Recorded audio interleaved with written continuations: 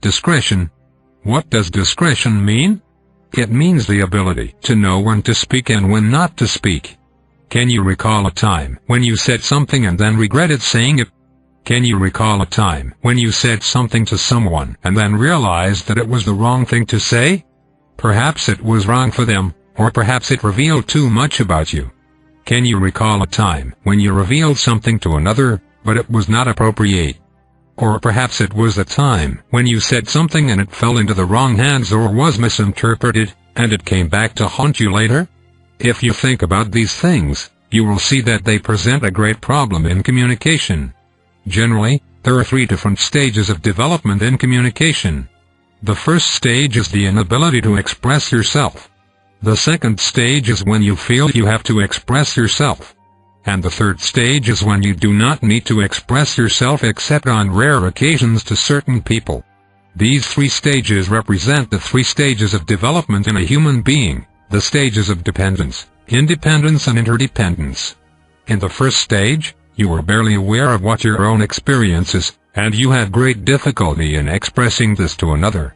Either you do not have the skills to express this or you do not have the awareness of what you need to express, and you are so fearful that you cannot bridge the gap and pull it out of yourself.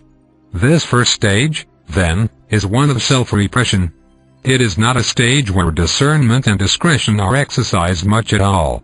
In the second stage, you are experiencing some freedom, which means you are experiencing your own ideas and are able to think more freely and independently. It is during this stage that you feel almost compelled to express yourself. You want to exercise your freedom. You do not want to restrain yourself, for you are trying to escape all of the self-restraint that had bound you previously. Then we enter the third stage, which is a stage where you interact with others in a very responsible way. Here discretion becomes very important because you realize that everything you say has an impact on others, and in everything you say you declare yourself in a very permanent way. Certainly, anyone who has a position of responsibility or leadership realizes that everything they say will be taken to heart by someone.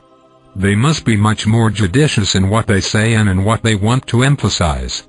Here communication carries with it great responsibility, not just responsibility to yourself and your desire to express yourself, but responsibility for what happens as a result of your self-expression. Therefore, we have dependence, independence and interdependence, the 3 great stages of human development. Most people are in the first 2 stages. Actually, most people are in the first stage. Many are working their way into the second stage, and very few have reached the third stage at all. In the first stage, people cannot speak. In the second stage, they must speak as an expression of their freedom and independence. In the third stage, they speak rarely to certain people for certain purposes, for they realize here the great responsibility that goes with self-expression. If you think about this, you will realize that within these 3 stages you are developing a thorough understanding of your own experience, and you are learning wisdom and how it can be expressed most effectively in the world. In the first stage of dependence, you cannot express yourself because you are not aware of your own experience sufficiently and you do not have the skills or courage yet to break the bonds that hold you. In the second stage of independence, you are breaking the bonds, and your desire to communicate is more a desire to release energy and to unburden yourself than it is to effectively change or impact others. Here self-expression becomes very chaotic. You do not yet realize the consequences of what you say. You are enjoying the freedom of saying it instead. The third stage of interdependence, where you begin to interact in relationships from a position of responsibility and self-awareness, is the stage where your discretion becomes ever more important because without it you produce unwanted and often disastrous results, for yourself and other people. Here you must learn restraint. And here you must learn discernment in order to determine when and where you must express yourself. Restraint is important here because you must often withhold what you want to say. People who are involved in the second stage of independence often cannot tolerate withholding anything. They think withholding anything is a violation of their nature and their freedom. They think they have a right to express anything to anyone. Well, they will eventually find out that this produces unwanted results and conflict. it produces great trouble in the world. So if they are smart, they will begin to realize that they have to be more careful who they communicate to and what they say. Those individuals who have become wise have had to realize that they have to be careful of what they say to anyone, anywhere, at any time. They are careful because they realize that how self-expression affects relationships and generates a response in others. They want to cultivate genuine relationships, and they want to nurture a genuine response. They do not want the tribulation that goes with a responsible self-expression. To the wise, then, this restraint is not seen as self-repression. They are able to fully express themselves. They are able to express their feelings, their anger, their sadness, their joy, their inspiration, their disappointment, and so forth. They have developed this skill. Now they know they must use it wisely. People in the first stage of dependence cannot express their feelings effectively, for they cannot experience them fully.